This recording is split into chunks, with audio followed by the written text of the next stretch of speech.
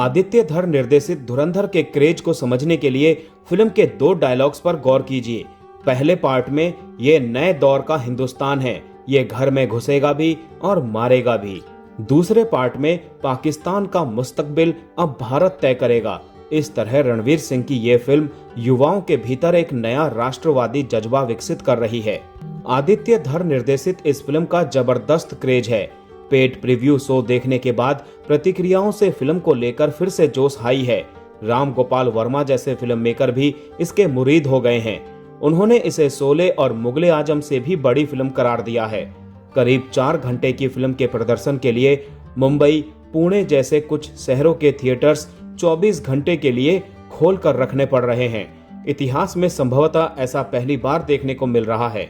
यहाँ तक कि मुंबई के मराठा मंदिर में 31 साल से चल रही दिल वाले दुल्हनिया ले जाएंगे के मॉर्निंग शो की टाइमिंग में भी बदलाव किया गया है। अक्षय खन्ना, संजय दत्त, आर माधवन, अर्जुन रामपाल, राकेश बेदी, सारा अर्जुन के रोल देखकर सोशल मीडिया पर फिल्म को लेकर माहौल बना हुआ है। इसी माहौल में करीब 3 महीने में धुरंधर का दूसरा पार्ट भी आया, लेकिन इसकी मूल कहानी को लेकर कई तरह के सवाल और संशय हैं। कहानी हकीकत के करीब है या केवल कुछ बड़ी घटनाओं को जोड़कर उसे फैंटेसी का रूपक दिया गया है। फिल्म हिंसा और खून खराबे से लथपथ है, लेकिन दर्शकों में इसे देखने की दीवानगी है। इससे पहले भी अनेक हिंदी फिल्मों में पाकिस्तान और आतंकवाद को दिखाया गया है, लेकिन धुरंधर उन सबसे कितनी अलग है, ये सब कुछ विस्तार से जानने की जरूरत है। भारतीय दर्शकों का एक बड़ा वर्ग धुरंधर में दिखाई गई कहानी को पूरी तरह से सच मान रहा है। भारी संख्या में दर्शक सिनेमा घरों की ओर रुख कर रहे हैं। धुरंधर का पहला भाग जब आया तो ज्यादातर दर्शकों ने कहा कि फिल्म में सच्चाई को दिखाया गया है। इसके कई किरदार और प्रसंग भारत और पाकिस्तान के बीच चल रहे तनाव से जुड़े हैं, लेकिन इसमें कितनी सच्चाई है, फिल्म में कितनी हकीकत दिखाई गई है और कितना फसाना रचा गया है। गौरतलब है कि फिल्म का पहला भाग आने से पहले सवाल उठाया गया था, क्या रणवीर सिंह का किरदार हमजा अली उर्फ जसकीरत सिंह रांगी शहीद मेजर मोहित शर्मा की लाइफ पर आधारित है। शहीद मोहित शर्मा के परिवार वालों ने कोर्ट का भी रुख किया, लेकिन इसके बाद फिल्म से जुड़ी टीम ने साफ किया कि रणवीर सिंह का किरदार अलग है। इसके बाद ये मामला थम गया। जब फिल्म थिएटर में आई तो डिस्क्लेमर में भी इसे परिभाषित किया गया। आमतौर पर किसी भी डिस्क्लेमर में कहानी, किरदार और प्रसंग को मनोरंजन के लिए काल्पनिक बताने का रिवाज है। साथ ही ये भी जोड़ा जाता है कि इसका वास्तविकता से मिलान महज संयोग हो सकता है। इस आधार पर पहली नजर में फिल्मकार के दावे को ही सच माना जा सकता है।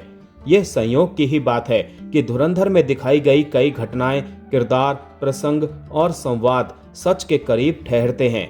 भारत और पाकिस्तान के बीच हुए युद्ध, कश्मीर को लेकर बरसों से जारी तनाव, दिल्ली में संसद और मुंबई में ताज पर आतंकवादी हमले, भारत के अंदर नकली नोटों की सप्लाई आदि को फिल्म में जिस तरह से दिखाया गया है वो निराधार नहीं है। पहले पार्ट की शुरुआत के कुछ प्रसंगों को याद कीजिए, जब कांधार विमान अपहरण को दिखाया गया था। साथ ही विमान के अंदर भारत माता की जय वाला प्रसंग भी आया था। आईबी प्रमुख अजय सान्याल भारतीय यात्रियों से भारत माता की जय संबोधित करते हैं, लेकिन खौफ के चलते खामोशी छा जाती है। इस वाकये को अजीत डोभाल ने भी एक बातचीत में बयां किया था, जो कि दिसंबर 1999 के कंधार हाईजैक के दौरान भारत सरकार के मुख्य वार्ताकार थे। उन्होंने माना था कि आतंकियों के भय से लोगों ने खामोशी बरती। इसी तरह संसद पर हमले वाले सीन को भी देखिए।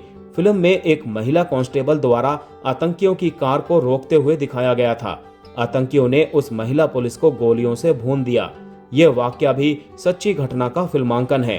13 दिसंबर 2001 को जब आतंकवादियों ने संसद पर हमला किया था, तब उनकी गोलियों से जिस महिला कांस्टेबल की मौत हो गई थी, उसका वास्तविक नाम कमलेश कुमारी यादव था। कमलेश कुमारी ने ही सबसे पहले संसद में आतंकियों के घुसने की खबर दी थी और बड़ी बहादुरी के साथ उसे रोकने की कोशिश भी की थी। फिल्म की कहानी जैसे जैसे आगे बढ़ती है, हमजा अली पाकिस्तान के अंदर कराची के लियारी की दुनिया से रूबरू होता है।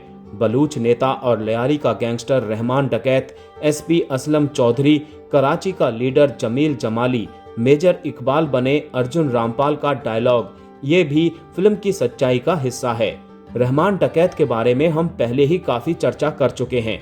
पर्दे पर उसे ग्लैमराइज्ड और ग्लोरीफाइड करके भी दिखाया गया है, लेकिन फिल्म में पाकिस्तान के जिस पीरियड की कहानी दिखाई गई है, उस दौरान के अखबारों के पन्ने पलटे तो रहमान डकैत को स्थानीय लोगों के नजरिए से एक मसीहा माना गया था।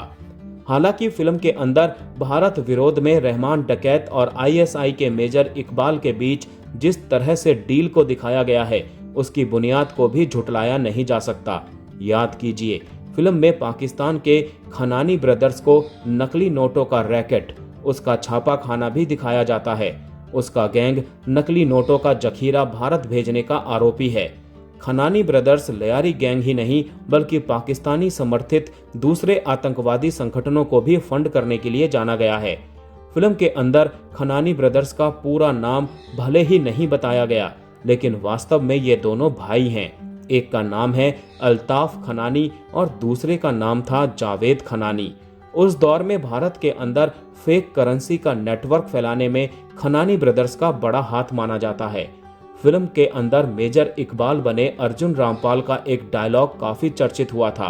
वो डायलॉग वास्तव में जनरल जियाउल हक का बोला हुआ था, bleed India with 1000 cuts. Ziaul हक ने 1971 की जंग हारने के बाद ये कहा था, जिसे मेजर इकबाल दोहराता है और उसे फॉलो करता है। पाकिस्तान आर्मी ने भी इसे अपने मिशन में शामिल किया। फिल्म में जिस एसपी असलम चौधरी के रोल को संजय दत्त ने निभाया है, वो भी वास्तविक है। इसका नाम भी नहीं बदला गया है, बल्कि संजय दत्त का गेटअप और लुक वास्तविक चौधरी असलम खान जैसा ही रखा गया है।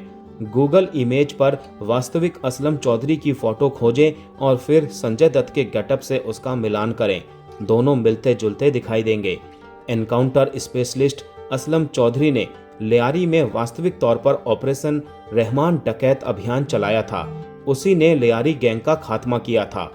एसपी असलम चौधरी के अलावा राकेश बेदी ने जिस जमील जमाली का रोल निभाया है, उसका गेटअप भी लियारी के रियल लाइफ लीडर नबील गाबोल के बेहद करीब है। वास्तविक तौर पर उसकी पार्टी को रहमान डकैत के गैंग ने सपोर्ट किया था।